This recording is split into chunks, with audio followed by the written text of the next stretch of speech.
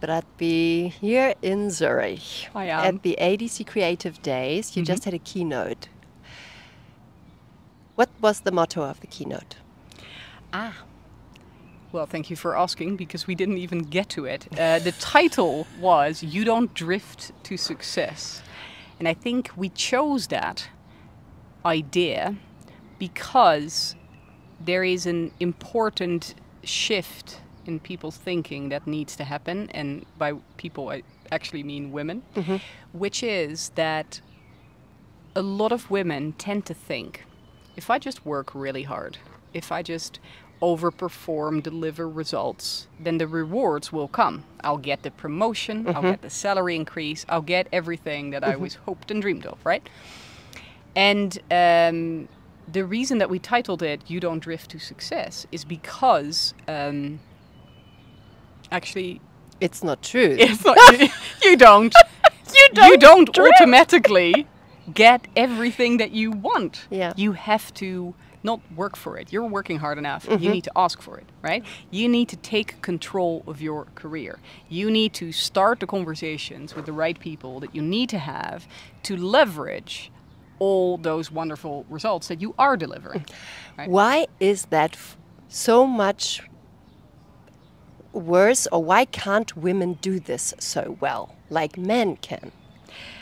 The reasons for that are very intricate, and they span different fields of psychology, etc., biology even. The reason why a lot of women struggle to ask for the things that they want and need and deserve, especially in their careers, is because they've been raised differently from boys, and so they have internalized that they should think about others first, that they that speaking up and coloring outside the lines, as I often call it, right, and sort of standing up and saying, I want this and I want something else than what you're telling me, for example, that's tricky for them. They don't get used to it like the boys do. Boys from a very young age are expected to speak up for themselves. We're comfortable with that. We're okay with that. That's cool.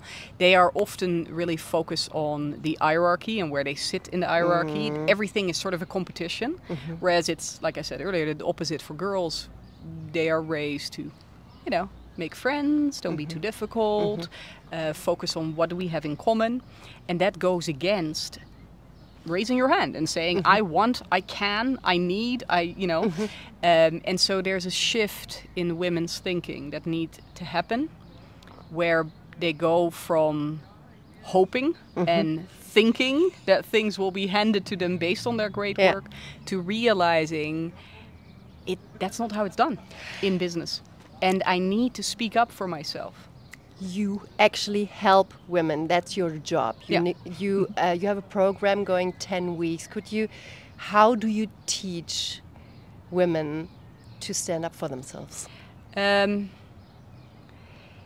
do that by changing the way that they see themselves and their place in this world. That's where we start. Oh. They need to understand, they need to understand what the value is that they put out into this world. And not just understand it, not just know it, but really own it. Really, really feel it in their core.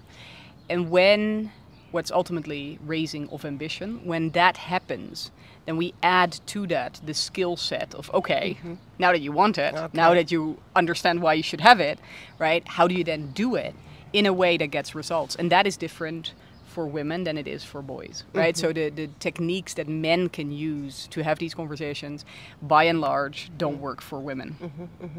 And so there is that gender dynamic is something that we focus on as well.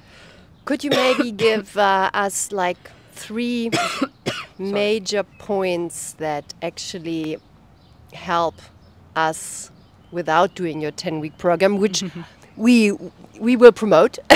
But for now, 3 major points that can help us to get better in that. Interesting. Okay, 3 only. No, you can also have 5. I think we have time for 5. Okay, so a couple of important points. One is I think this key shift, right, is that understanding. It's not going to happen automatically. I need to do it. I need to ask for it myself.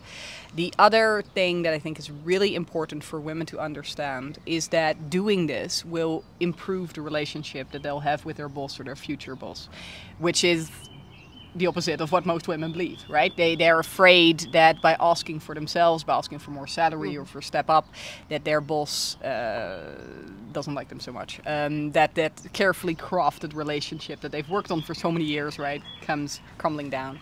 And I find the opposite to be true. When you engage in this process of asking for these things in a way that focuses on the other side, right? Which we know works better in all negotiations, where you don't focus on yourself, but you focus on the other side. When you focus on making the other side feel good about the outcome, right? Making them win, then that improves the relationship. I was telling the group earlier about one of my clients who shared yesterday that she had signed the contract for a startup that she wanted to join. They have had intensive negotiations for 3 weeks, and the results were magnificent, 75% more than the original offer, 3 times as many shares as, again, the original offer. So fantastic results. But that wasn't the thing that she talked about. The thing that she talked about was how she's very excited about starting in the company now, after all these talks with the owners. She felt that they had expressed the exact same thing, right? That they were excited about it, that there was a lot more trust and a lot more clarity, a lot more understanding, right, between them.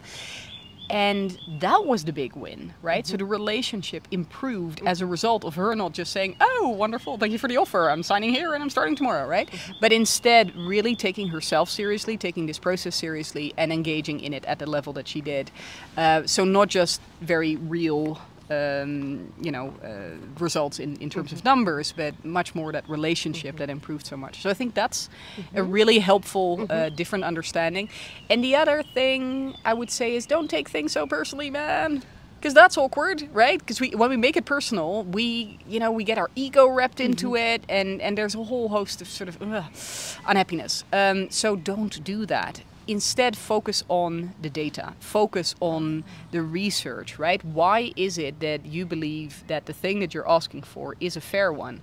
Well, if you don't go into the conversation saying, well, I just think that I should, and I have one cousin who is, I don't think they're as good as I am, but they're making a lot more in the same kind of role, so I should, But instead you've done serious research into this. So you have, what I always say, you have the data, not the drama, right? You're bringing the data, not the drama. When you can do that, it gets a whole lot better. Can I add a fourth? You said I could have another one. You can have 2 more. Oh, wow. Would be happy about it. You're very kind. Would be happy. One of the things that I feel really strongly about is that you've got to be ambitious. You've got to realize that by engaging in these types of conversations that you really should, because if you don't, you're giving up on a lot. You're giving up on respect and new opportunities. And I could explain for hours about the sort of background of that, but let me just say, you're missing out on respect and on opportunities. You're missing out on basically on health. Like, your health negatively is impacted if you are working full-time and are trying to do everything at home as well. Far greater stress levels throughout your life. It's not good. And you're missing out on a ton of cash. You're missing out on enormous amounts of money. And I'm not necessarily that interested in money. I don't find it a very fun topic or like an interesting topic. What I care about is that you get recognized for the value that you bring, and that allows you a life, and it allows you to make decisions that are important to you. And people vastly underestimate just how much we're talking about in terms of the difference between being a negotiator and not being a negotiator. And I always use this case study, and I won't repeat it here, but it comes down to, for most women in the Western world in corporate careers, it runs in the millions of francs or euros rather than the hundreds of thousands, right? Which is already an insane number if you think about it. Unbelievable. And so, like I said, it tends to get underestimated, and that's why I'm just sitting here going, it does matter. And not because of the extra cash, although, again, better than a kick in the teeth, right? But because of all of those other things, because it allows you to take control of your life, it allows you to lead the life that you want, and that's what I care about. Okay. I'll get off my I would, now. Please give us the fifth. Oh God. So many things to think about. Improving the relationship. We talked about that. Let me ask something else. Okay, something else. Give me a second. Yeah, Yeah, think about this. exactly. What about, there was this question from this girl, and I thought it was interesting. When you ask for more money, you always think that actually they have more expectations then, or they have the right. I love that, They have the right to say, okay, you earning more. All right, but then we want this from you, and this and this. And this. What was your answer? I thought that was so interesting. I believe I said to her that as long as you do equate the two, that you believe that going up, taking on more responsibilities also means working harder, you're not going to do it, because it's freaking unattractive to be working even harder than you probably already are, right? And this is what I believe keeps a lot of women from stepping up, right? Making that connection between the two. Whereas it's not necessary at all. More responsibilities don't mean more work. It just means more responsibilities, higher level decisions. So as long as you can untie those two, and especially when you combine it with a negotiation around the support that your boss or company should give you in how you can succeed with those greater responsibilities. So giving you also the resources to then get it done, you're golden.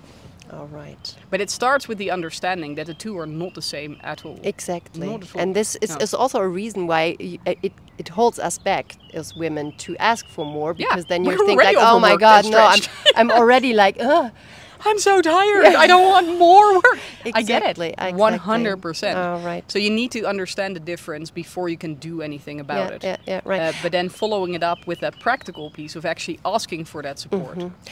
One thing that I would love to share with our newsletter abonnenten and our listeners is you have that magical brag book that you always say everybody should have. Could you please explain what this brag book is? Yeah.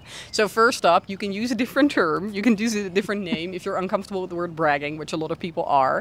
So we have used the term whoop book.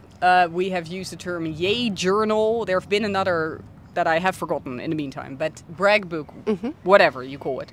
It's a very simple system. It's very simple. What it is a notebook that you use, that you call your brag book, that you use to write down in every single day the wonderful things you've done that day, or the wonderful compliments you have received on a personal level and a professional level in whatever capacity, how you did well that day. And so you want to write about those things, and you want to reread what you have done. Okay. And the reason that this very simple system works so well, and it only works, by the way, if you make it a habit, if you are very consistent in it. But the reason it works so well is because we are trained as human beings, right? From caveman day onwards, we are trained to look for the negative. What needs improvement, right? That's how we kept safe. That's how we improved as a society as a whole, right? We're looking at what needs improvement, what needs to get done better. And so our focus is always on the negative. And that is a very strong, deeply held way of thinking, right? Precisely because it's linked to our pure freaking survival. And undoing that is, I don't think it's hard work. It's just you have to be very consistent in it, because those paths are in your brain, those neural pathways are so incredibly deep. Is by reminding yourself of all the great things that you are doing, right? Because our brain already focuses on the negative. So basically, you want to retrain your brain to focus on the positive rather than the negative.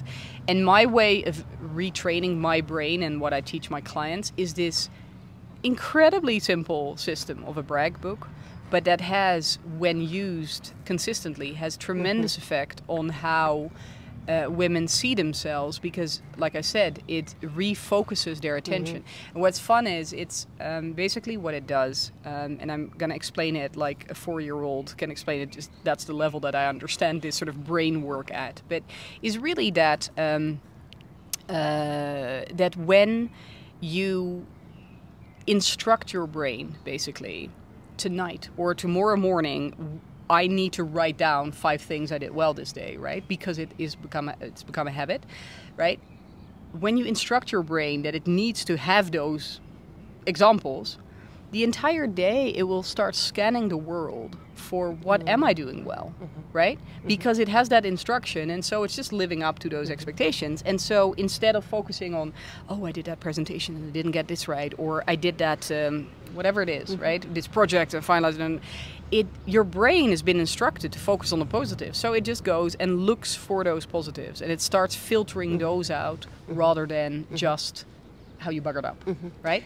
It's hard work, though. I've been doing it for years, and I still need to be very consistent in my practice. Otherwise, my mindset goes down the toilet as well. Oh, okay. Yeah. How many of these brag books do you have now? I think I have 24. I counted them the other day. Yeah, I did a bit of an office cleanup, and it's a big pile. Yeah. One last question. Yeah. You have 2 girls. Yes. So you're a mother, and do you have the feeling that your girls, they are another generation? Is it easier for them, or did you bring them up differently? Because you said girls are brought up like this and like this and like this. Are you doing it differently? Do you see a result? Yes. Good. Yeah. Yeah, I mean, I'm focused on this, right? Obsessed would be a more accurate word probably to describe this. So I think, that slightly unhealthy obsession for the subject does mean, does mean that they are better at it than I was basically brought up, right? I'm more comfortable with that. One of the things, for example, that they get really annoyed about, but that I think will stand them in very good stead as they grow up, is that I have really taught them, be clear in your wants.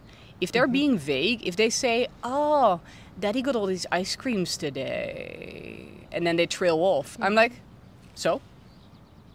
What do you want? What do you mean? So he got ice cream, so what? Right? And they're hoping, of course, that I say, oh, honey, go and get one. And I'm like, no, until you spell it out for me. You say, I want an ice cream, Mama. Can I have one? I'm like, go ahead. But until they say it like that, I'm not letting them have it.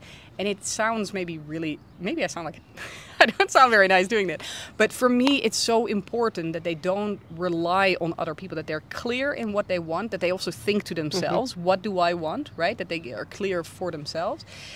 And I always tell them, give me a good story. If you have a good reason why I should give you something, or why we should do something, or right when you can advocate for yourself, right? Make a point. I'm your woman. I'm game, and I think I'm a lot easier than a lot of other parents. But you got to be clear. I'm not giving you anything. I'm not handing you anything. So I'd like to think that's going to work. Good. I'd like to think it's going to work. In general, though, I wish I had a more positive story, but I don't see a massive difference between the generations.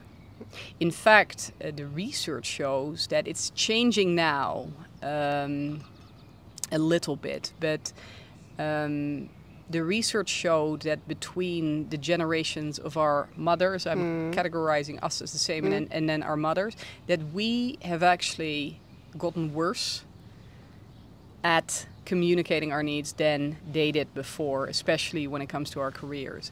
And my theory for that is that they had to fight so much harder, right? They had to be so much more outspoken about what they wanted, because them having a career and, stepping up like that was less predictable than it is now, right? It's expected now of us, basically. Generally speaking, it depends on which country you're in. There's nuances, right? But across the board, we do live in a world now where I think most, adult women are kind of expected to work, right? Unless they have a good reason not to. And so I believe that because of the generations before us had to work so much harder for that it, it's more natural, so to say, for them. We grew up when it was kind of a given, right? We didn't realize we had to work for it, or that there was any kind of difference. I think collectively, we don't even want to think that there are differences, right? We kind of like the idea, yeah, we know there's a gender pay gap, but it isn't so bad, and we look at how far we've come, right? I think we try, or we tend to underestimate a little bit how much work there's still to be done, how much inequality there still is, and also how we need to work hard to change that. How it, it's not going to happen. It will not change. You don't drift to success. No, but also companies are not going to do it for us, and governments are not going to meaningfully have an impact there. It's got to come from you. That's at least my take on what we see from the research, right? The World Economic Forum talks about 217 years until gender equality, all those things. It's not going to come from them. We have to do it. We have to do it ourselves. Maybe that's a good point to say thank you so much, Wieś Bratby, for the very interview. Welcome. Well, thank you very much for letting me rant.